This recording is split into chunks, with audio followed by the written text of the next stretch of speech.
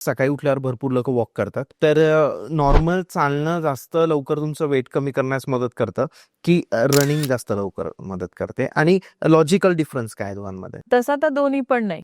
माझा सर्वात जास्त भर आणि विश्वास आणि एक्सपिरियन्स स्ट्रेंथ ट्रेनिंग वर आहे. मग तुम्ही ते स्ट्रेंथ ट्रेनिंग घरी करा डम्बेल्स घेऊन, किंवा मग तुम्ही जिमला जाऊन करा, पण ते करा. 18+ आहात ना, hit the gym, because that gives you strength in your muscles. तुमच्या मसल्स मध्ये स्ट्रेंथ आली की तुमचं मेटाबॉलिझम वाढतं. Gym teaches you to cross your limitation, break your comfort zone, आणि ते तुम्हाला एव्हरी डे बेटर करत जातं. तुम्ही जेवढं हेवी माइंडनी आत जाता ना, तेवढे लाईट होऊन बाहेर येता.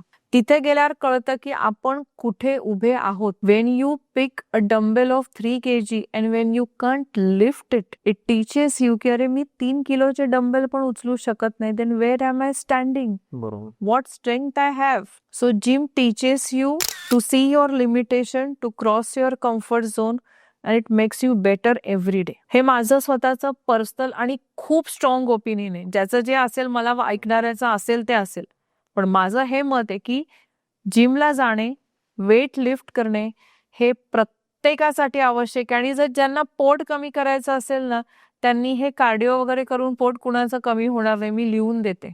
जिम करा, प्रॉपर करा, शिकून घ्या, आणि त्याला पेअर करा अ गुड डाएट. फक्त जिम केली तर उपयोग नाहीये, फूड खूप इम्पॉर्टंट करतं. 80% रोल तुमच्या फूडचा फूडचा आहे. पूर्ण व्हिडिओ बघण्यासाठी YouTube वर जाऊन बँटर विथ चेतन सर्च करा.